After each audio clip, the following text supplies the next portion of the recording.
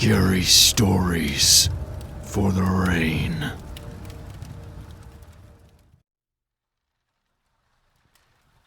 Stalked in the Woods by u/REP143.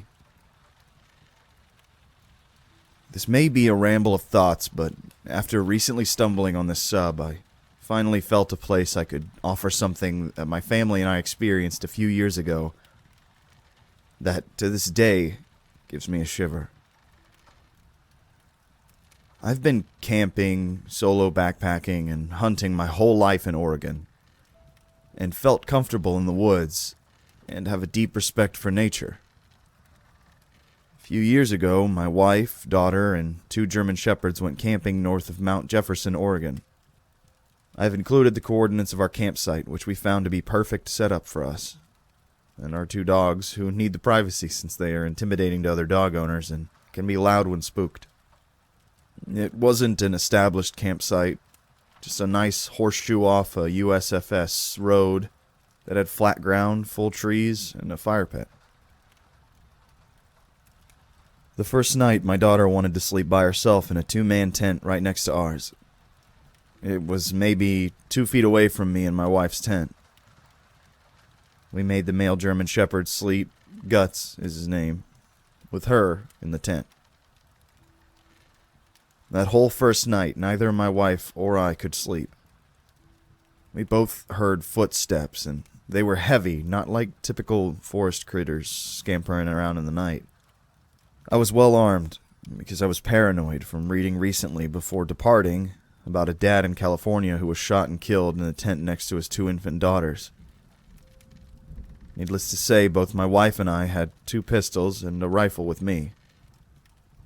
The dogs are great at detection, and that's why I felt my daughter could sleep alone, because Guts is completely fearless and nothing would lay a hand on her without a battle to the death. All in all, nothing but bad vibes and loud footsteps occurred that night, which I ultimately decided was deer or maybe some elk.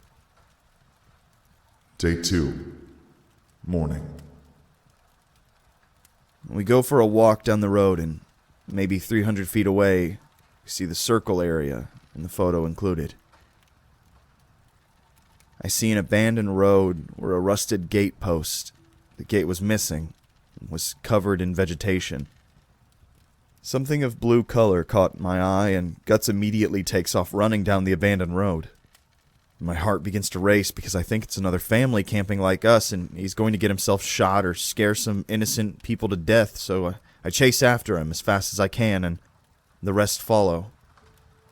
He stops after 20 feet into the road, and me yelling his name, but I've covered just enough distance to see that there's nobody there, and something is off about that sight. I yell, "Hello? Is anyone there? Sorry about the dog." I got no response.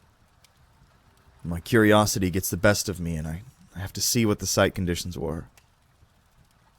As I get closer, I know something is wrong. It had all the necessities for a campsite, including a cooler, propane burner, tent, blankets, folding table, but every single item had been completely destroyed. Smashed and torn from what appeared to be claw marks. We all walked around in circles, puzzled why anyone would leave all of their camping gear behind, including an expensive REI tent.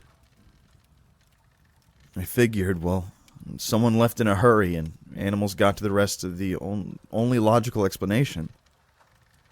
Still, a propane tank and cooler were flattened by something, and it certainly wasn't snowpack with a tree coverage in that spot.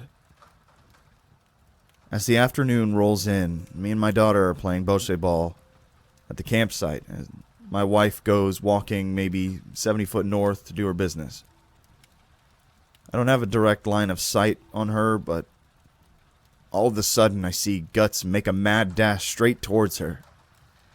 Normally, he would always be with me, and unless he's called over, and she didn't call for him. His speed and focus caught my attention, and I knew something weird was happening. So I ran over and my wife starts jogging at me. I immediately draw my pistol. Guts has completely continued running into the forest another 100 feet before I call him and he stopped. My other dog, Leah, who never misses the opportunity to be the pack leader, is not taking point. I've had her for now 7 years, and this was the first time in her life she refused to leave my daughter's side. She was full, hair raised, and attached to us at the hip. Again, anytime we hike or play, Leah is up front bossing everything in her path and pauses to look to see where we are and continues. I asked my wife what happened, and she said, I was trying to pee, and all of a sudden I felt the hairs raise, and I know something was watching me. And then I saw Guts running towards me, and I just got up to move towards you. We spent 10 minutes looking for signs of anything, and saw no trails, broken branches, nothing to point to what and where something went. And we decided we were spending one more night, since it's too late to pack up and drive, but we'll all be in the big tent together. Before we go to bed, I put a rope with a makeshift coin alarm around the perimeter of our campsite. I used a mint can and some coins and keys from our truck and zip-tied it so anything hitting that rope gave a little jingle. It was very unsophisticated, but it put my wife at ease. As I go to tie my last corner off in a tree near our tent, our third mystery item unveils itself. It looks like someone has done the same exact thing I've done with a rope that was so old and brown I didn't see it at first. It was broken and only a few pieces remained, but sure enough, it was tied at roughly the same height, 8 to 10 inches off the ground, and even had a few rusted washers on it. I immediately thought someone has stayed here before and put the same makeshift warning system on the same tree maybe 10 to 15 years ago based on the condition of the rope. Perhaps my paranoia has now reached a new height, but I had to make sure the girls felt that we were safe.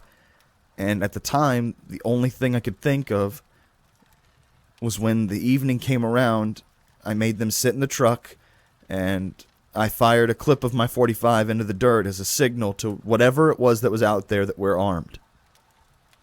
I reassured the girls that anybody listening to that now knows we have 2 wolves and are armed, and we're too risky of a target, so we can sleep safely. That night we heard no footsteps, and the dogs never perked up or barked. We left early the next morning. Fast forward to today, and I watched the Amazon Missing 411 Hunted documentary, and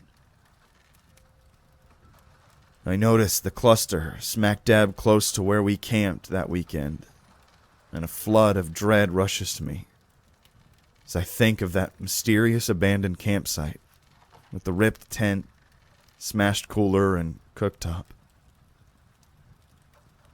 We've been camping since and have enjoyed the beauty of the Northwest, but there was something there in that place that possibly took or harmed someone else less than 300 feet away from where we were camped, and we all thank our lucky stars Guts was doing his thing so well that afternoon.